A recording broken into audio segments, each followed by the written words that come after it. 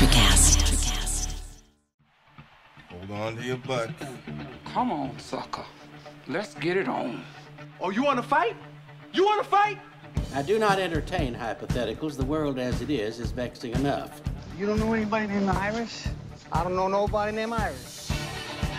Can I have a piece of toast? I don't give a damn what you think you are entitled to. We are changing the course of history as we see it. That is what Western demands. How could you do this to me? Really, I want to know. Why did you do that? What you feel only matters to you. Step back for 1 minute and look at the big picture. And that's all? No, not for the real fire. We offer you a bond, a family that very few can understand. Help me. Help you. And don't do drugs.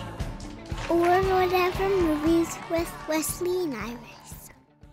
What up, and welcome to Or Whatever Movies. I'm your co-host, Iris, and I'm here with my older brother, Wesley. Today we're talking a movie available on Netflix. Ladies and gentlemen, prepare yourself because Wes is about to nerd out 2018's The Ballad of Buster Scruggs. I think the Coens are the finest filmmakers overall working today. They're very polarizing for me. I guess that's the right word because I adore their dramas. Whereas their comedies, the Oh Brother, Where Art Thou's, the Burn After Readings. The Hail Caesars? Yeah, the Big Lebowski, Come At Me Bro, geez. They really fall flat for me a lot of the time. There's the in-betweens, like Fargo, I guess could be a black comedy. I like Raising Arizona pretty well. But Buster Scruggs is the first in-between that works for me. But you like the True Grits and the Inside Llewyn Davises, and you said Fargo. Take it easy with Inside Llewyn Davis. They have just such a steady hand, such an assured style of filmmaking. They're not pretentious. They probably don't care what anybody else thinks. And they're not without humor. I feel like Buster Scruggs is full of mirth and murder and humor bubbling just under the well, of course, but it's also really funny. I feel like this universe is like Star Wars. Like, it's obviously not meant to be taken seriously, but it's also real feeling. It's like it's a parallel universe. It's like in a galaxy far, far away. Well, it certainly is set in a time long, long ago. Are you talking specifically about the anthology that is The Ballad of Buster Scruggs, or are you talking about the Coen brothers' oeuvre? Well, this is definitely a Western, and this is in the same universe as True Grit. During Meal Ticket with Harry Melling, which we will get to undoubtedly, there's a sign for Greaser Bob's, which comes up by one of the trappers in True Grit. Maddie in True Grit begins to tell the tale of the Midnight Caller, which we actually get in The Mortal Remains in this movie, at least part of it. And in The Girl Who Got Rattled with Alice Longabaugh in the very beginning, they show Grandma Turner, who is the only actual physical remnant of True Grit, because Maddie had to room with Grandma Turner, who snores continually. Sidebar with our audience. Did I not warn you? It really only extends this connection to True Grit, which I adore. So you unabashedly love this movie. Not all of it, but this world. How do we begin to parse this one out, given its 6 vignettes? It's very easy for me, and it comes down to watchability. Some of these, maybe half of them, I've watched numerous times. As much as I like The Girl Who Got Rattled, the Alice Longabaugh, the Wagon Train one, until reviewing it for this review, I kind of forgot it existed. I think it's the gal who got rattled. Yeah, that's what I said. You said girl. Okay. Review the tape. Okay. Full confession right up front. I've watched The Mortal Remains no less than 6 times. Still have no clue what that's about. I have my ideas, but let's start with my favorite of the vignettes. How about that? Okay. You want to take a guess? I'm probably going in general with All Gold Canyon. Ooh, interesting. Or the obvious one would be Near Algodones, which is probably my favorite. Interesting too, but wrong. Really? Number 3, Meal Ticket. Maybe the one second to The Mortal Remains I've watched the least. Not to say that it's bad, but I don't think Liam Neeson says more than 6 words. Neither of them do. I mean, there is no dialogue. Aside from the monologues? Between the two main characters, exactly. It's like this really interesting case study in silent filmmaking. I mean, Henry Melling does a lot of talking, a lot of jabbering up there on the stage, but it's almost a silent film. Very different from his oratory fire that we got in The Devil All the Time. Yeah, but similar, right? His stage persona is pretty similar to the preacher character. He's definitely a showman, right?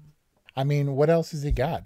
I was able to lock in my fiance because I played to my strength, which is not being visible, but charming through my words. And if you're lacking certain physical attributes, as Harry Melling is in this one, you go with your strength. You're not only his meal ticket, but I guess he's yours. It's yours as well. And only until Liam Neeson finds a chicken that can make him more money. It's such a curiosity, but I don't see, if you watch this again for sheer enjoyment, I'm not sure that you'll keep revisiting Meal Ticket. I think you get that one in one go. Maybe it's not the meal ticket that keeps on giving, but it definitely was the most engaging for me. And I think it's because the storytelling is super simple. I mean, not that the other ones are super complicated. There is so much that's communicated between, in body language. I don't know if that's the right thing. Torso language. In trunk language. There's so much communication that happens between Harry Melling's character and Liam Neeson's character. And Liam Neeson's smile, at the end is so heartbreaking. Where he approaches the wagon like, hey, so how you doing? Oh, I think he might have even given like a little eyebrow raise. Want to see the river? How would you like to pee off that bridge? A rare You see treat what I'm for saying? You can project all of this dialogue and interaction onto this one look that communicates so much. When the returns started to diminish and the chicken was booming business, you switch it up. And that's really all he was. And it's not that Liam Neeson's character didn't go through the motions with a modicum of care or empathy. Like, the food was a little too hot. Like, let him blow on it before you shove it in his mouth. Like, don't let him get cold. Like, Harry Melling's character was so vulnerably aware of his dependence on Liam Neeson, and he, did what he needed to do. He showed up on stage every night. He performed his little heart out, and he kept up his end of the bargain. It was probably a regular-sized heart. He just looks little because he's missing appendages. Liam Neeson is ready for it, spring chicken himself.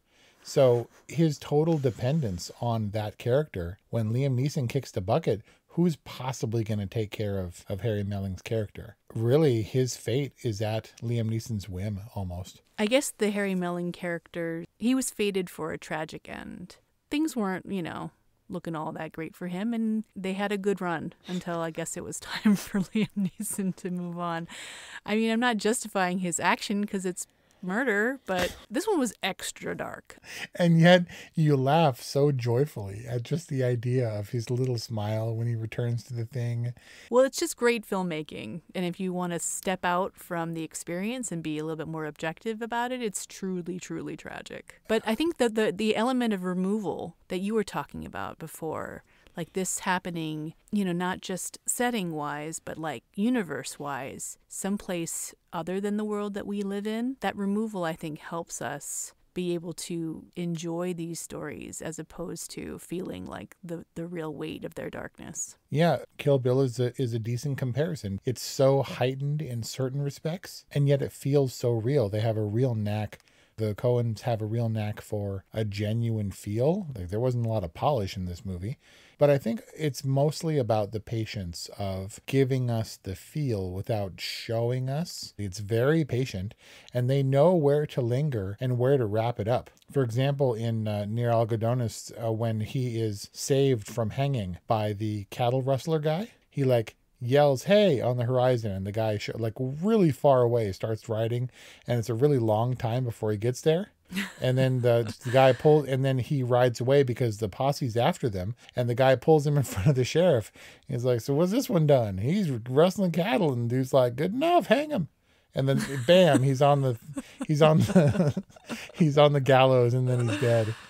It's like when they want to, they'll just go at a clip and move through the stuff. And then other times there's so much languishing and you just luxuriate in these things. It makes me happy. Yeah, a lot of magic in the pacing, even with the arrival of the black-clad cowboy in the eponymous Buster Scruggs. They certainly let that play out, and then bam, Buster Scruggs is down. Well, I mean, I think that was a great illustration in Near Algodonis, but now that we've covered Meal Ticket, let's go to your favorite vignette. I think that it was Near Algodonis because the pan shot thing is basically the best thing ever.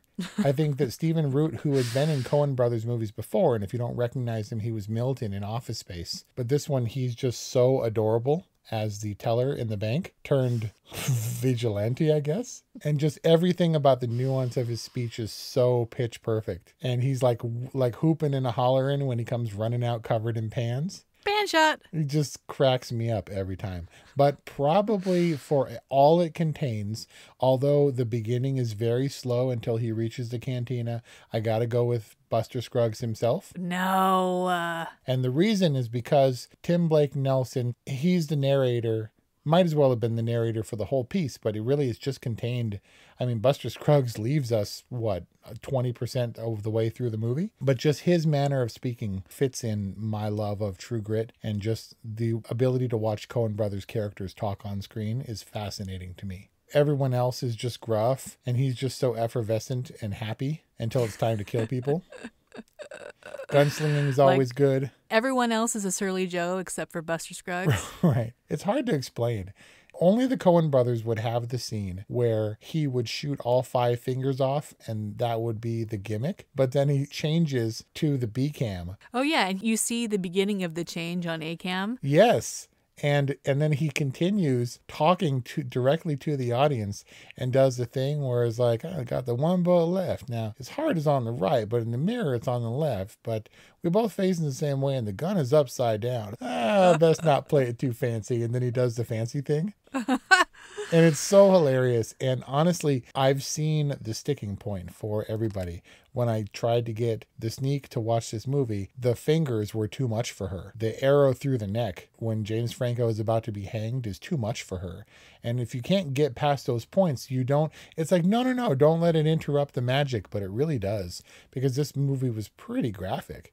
I mean, featured or implied murder or dead bodies across the board. At least you got to get on board, otherwise the magic's not going to come through. And we talk about the patience and letting things play for a long time. The poor prospector is shot in the back, and then the dude sits down and rolls a cigarette and just waits and watches the blood spread across his back. It's like 5 minutes of him rolling a cigarette and thinking about life as he watches the dude whose claim he just jumped. Is he waiting to be assured that he's dead, or is he just having a cigarette after his murder sex? Well, he shoots him once and then watches him. He holds the gun on him for a long time and then sits down, deliberately puts the gun near at hand, like, okay, if I need this gun, it's right here. And then he rolls himself a cigarette and he sits and watches to make sure the guy is dead. Now, I don't know if that's because the noise, he's afraid it would draw somebody else, or if he didn't want to waste that second bullet because that was his downfall. Because once Tom Waits, who's the guy who played the prospector, gets a hold of the gun, he has no problem plugging him a few times, so that we know, even though the other guy watched the dude bleed all the way across his shirt, when Tom Waits shoots that dude through the hand and in the face and then shoots him repeatedly, we know that dude is dead. Life is hard, but finding a really great podcast makes the days go by so much easier.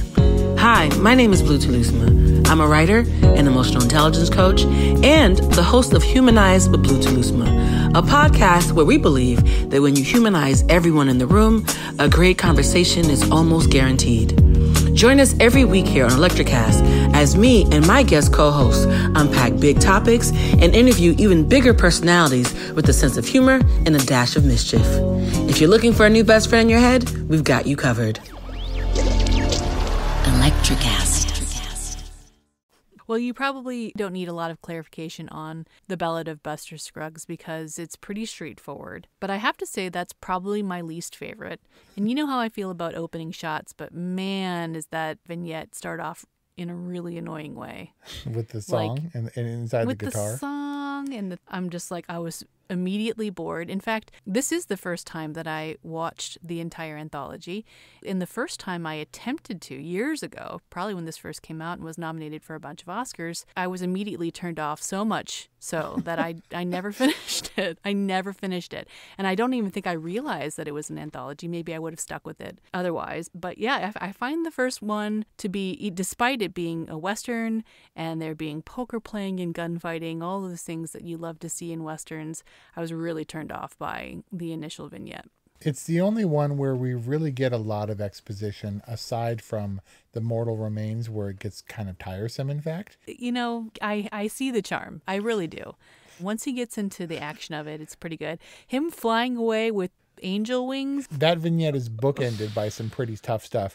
And honestly, I don't even watch those anymore. Bonus trivia. What is the dead man's hand? Dead man, aces and eights. That's Wild Bill Hickok's hand. Ding, ding, ding, ding, ding. Point for Wes. My question is, I'm not sure exactly what the additional card was. I don't think it really matters what the whole card is. I think if you go to Deadwood, North Dakota, and you see where he died, I think they have the display and he's got the dead man's hand on the table. And that's the one I really want to see to find out what that other card was. All right, let's move on to the hotly contested The Mortal Remains. Okay. I mean, symbolically, they are blah, blah, blah, ferrying these souls to the underworld or something, exactly. Right? If you got that, then why are you questioning what it's about? Because it was like 40 minutes long.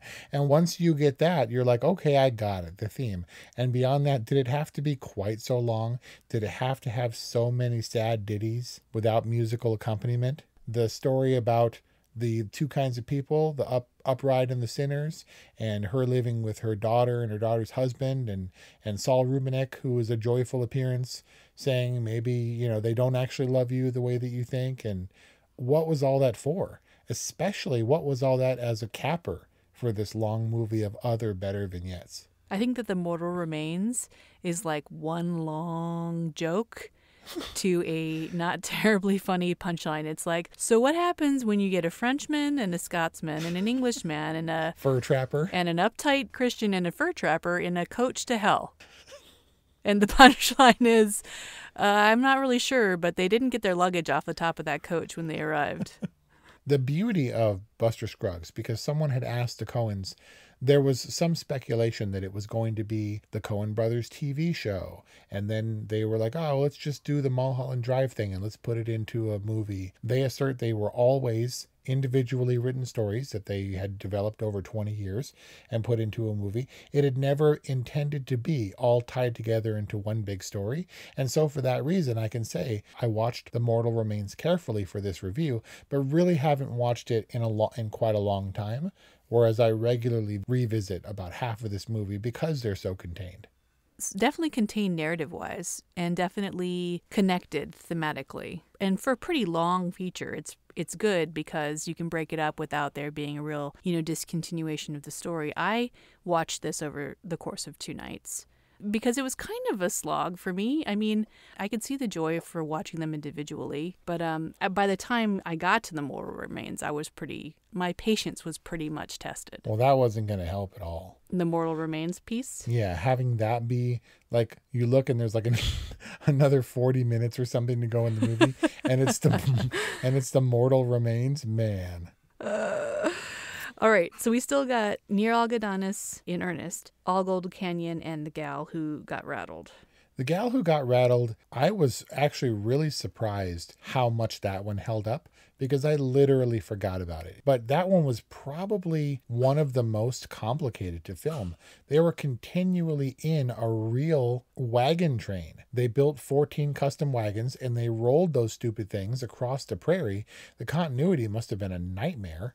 And they spent all that time out in the sticks to tell a strangely simple story that could have been largely contained in a wagon circle on a soundstage. They just keep wagon training. They just keep wagon training. All the trouble taken of demonstrating her brother's death, setting it up at the table beforehand, it all could have been like that. They could have been in a wagon circle where she's mourning the death of her brother, which happened off screen, and she's complaining to anybody who will listen about her employee who is asking for, it is a very high wage or something. Yeah. Mr. Arthur keeps on repeating that it's so funny. But they didn't have to do it quite so committedly as they did.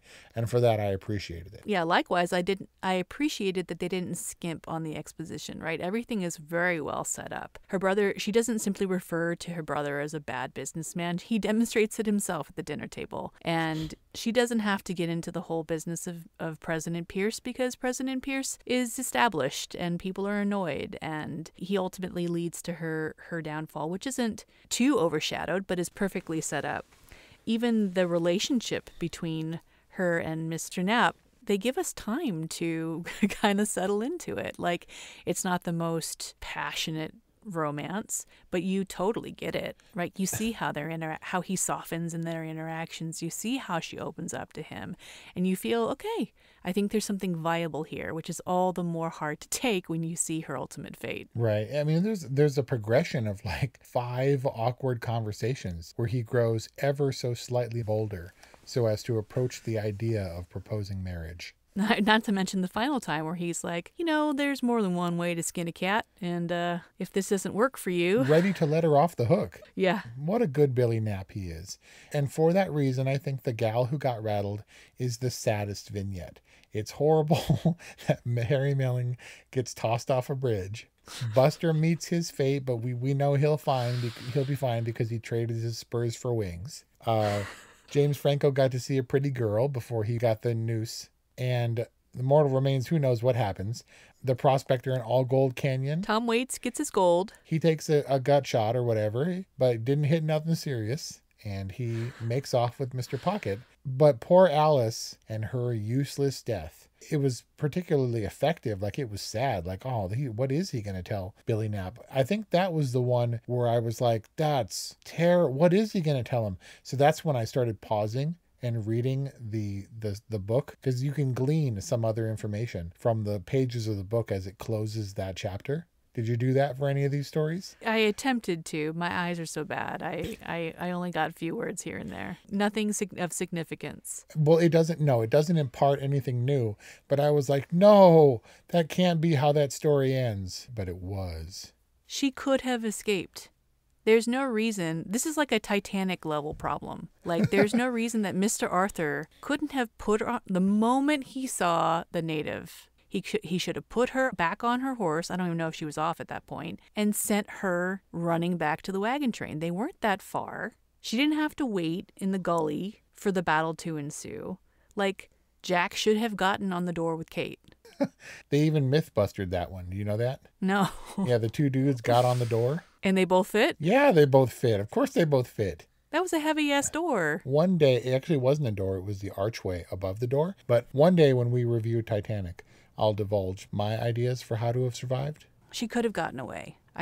What happened to President Pierce? Did he run away as soon as the battle started? President Pierce is with her when she dies, sadly. And he trots off next to Mr. Arthur. Oh, that's right. Nipping at his heels and yipping. And so there's a lot shown without context about each of these stories. The opening of Near Algodones is Stephen Root yelling pan shot, covered in pans with a rifle. And The Gal Who Got Rattled shows Mr. Arthur post Alice's death walking back to the wagon train with President Pierce trotting alongside him. They're loosely interconnected vignettes, and I don't think there's a larger message to the movie. I think it's the Coen brothers noodling around in a world that they love with such a steady and assured hand that I love it also. And I can forgive the, dare I say, crappier bits of this long-ass movie, because I just don't often watch those crappier bits because they're contained in their crappy individual narratives. I haven't heard a lot of crappier bits here, except for maybe you ragging a little bit on the mortal remains. There's no remorse, there's no sadness in this movie, except for maybe The Gal Who Got Rattled. Very sad story. I definitely felt it, and it sets up an impossible question of what Mr. Arthur is left to do. Mr. Arthur does an awful lot of talking at the end, where before he was pretty much silent. And so strange. And Mr. Arthur, who you didn't think capable of taking on a band of savages in this case, really stands up to all of them with the help of some gopher holes. I was about to say, what does he say? Dog hole. All right, so can we wrap it up with Near Algodones and All Gold Canyon? I just like the setup of the methodical. We go through the whole methodology of the prospectors, not keepers yet, little ones, and like he tracks from beginning to end the spot on the river where the gold starts to show, plants his flags, digs it all up only to be shot, and he deserves his vindication. Other than that, it's just beautiful, and you have one person. This is, it would seem to me like amateur storytelling, right? Where it's just one character and then there's another character. It's like, remember Throw Mama from the Train? Where he's like, it wasn't a story. And he was like, what? One man in a hat killed the other guy in a hat. And that was like Owen's justification for the kind of for storytelling. That's really all this was. It was Tom Waits grumbling to himself for like a half an hour. Then there's a flurry of gunfire, and then he grumbles to himself some more and hauls ass out of the canyon. There's probably some commentary about man's place on Earth, how man comes and disturbs nature and then moves on its way, and then nature resumes as if man was never there. We know, with the butterflies and the deer and all that stuff. Did the deer go and eat the body of the shot dude? I don't know, but I felt the joy. I think they're vegetarian. He was a good man, but not entirely a good man. He did keep that one owl egg for himself, but he was patient and methodical and dedicated and focused, and he deserved it, and so I felt it when he cracks that stupid rock, and Mother McCree, the vein is there. Hello, Mr. Pocket. You're like, yes, right? And so for the other guy, I was like, you're a varmint for trying to steal it. And so when Prospector Dude gets it back, I was very happy. And that's really it. And it's beautiful. It was shot near Telluride, and it seems otherworldly in its pristine valleyness, but that place really exists in Colorado. And that's all I have to say about that. So freaking gorgeous. And I guess it's interesting to understand Prospector's methodology, but was it accurate? I mean, don't you mind for gold and like mountainsides? No clue, but no, I know there was a lot of it in the stream. A lot of the panning for gold was definitely a thing. And this is the first time I've seen it done to where I'm not sure if it's accurate, but used to an effect where I was like, oh, that makes sense. Yeah, on a logical level, you triangulate on a source. Like, that makes sense. But I'm not just to clarify, I'm not sure how accurate that might be. Yeah. So we talked about Near Algodones, but that similarly sounds pretty... I mean, maybe there was some commentary about the futility of life and the absurdity of justice, but ultimately a pretty straightforward, simple story. It is, with a lot of moving parts. That has the bank robbery and the pan dude and the hanging scene and the Indian fight and the other dude and the ultimate hanging scene. Like, that movie moves around almost more than any of the other ones for an extremely simple story. I love it unreservedly for the Stephen Root character, who is the most pitch perfect character in this entire movie, better than Buster Scruggs in my opinion. And Tim Blake Nelson has been around a long time, and he's a great Buster Scruggs, maybe the perfect Buster Scruggs, but he doesn't hold a candle to the comedic stylings of Stephen Root as the banker. And that's what Buster Scruggs has become. It's become me revisiting this strange amalgamation of tales and just relishing in rewinding over and over again the moments that I find joyful. Thematically consistent, tonally probably a masterwork, with performances that are pitch perfect. There's a lot going for Buster Scruggs, and you obviously adore it. I think we're going with a totally on this. Am I right? I can't help it. If you even kind of like Westerns, and if you even if you hate or will never watch some of the other ones again, I told everybody that I could think of that they should watch this movie with a terrible title that was almost entirely overlooked by the Academy in terms of actual awards. It was nominated for a few things, but Coen brothers are used to higher profile movies, and I think this one fell under the radar a lot like Inside Llewyn Davis. I think this will be one of the forgotten ones that I love that it's on the streaming platform. It will never not be on Netflix, so I will never not be able to go to my favorite parts and watch them with ease. Yeah, definitely not one of their more commercial films. I think available only for a limited time in a limited theatrical release, but available eternally on Netflix. I liked seeing the Coen brothers just do something that they love. Yep, and it shows. And that is totally in their wheelhouse, right? And yeah, probably for little other motivation. I mean, I'm sure there was some monetary motivation, but this is them, I feel like, playing in the sandbox of their art. Like I said, not pretentious. Someone asked him, like, were there other stories? You choose to do this? Why did you choose to do this one? And the Coens are like, oh, we like, cowboy movies, and we like singing cowboys, so we decided to make a singing cowboy movie.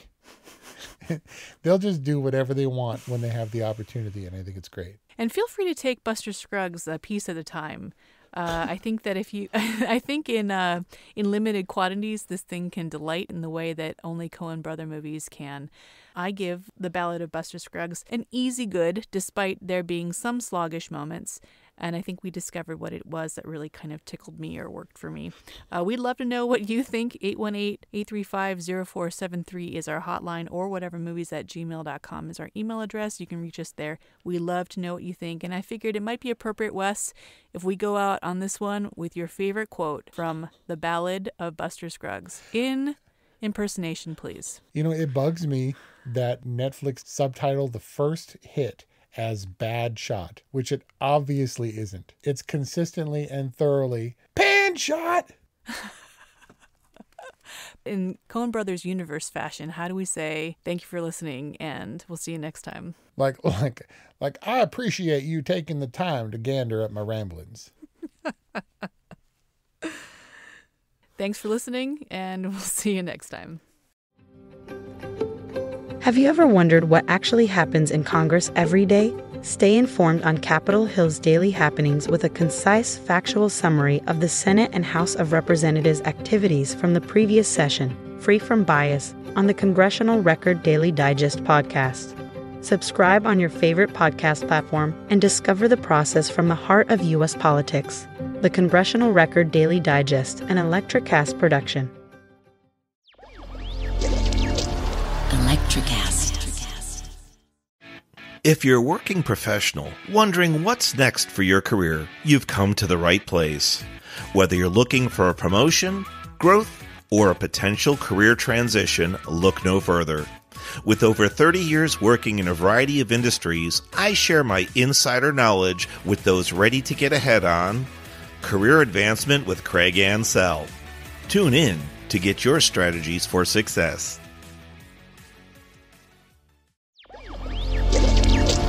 Electricast.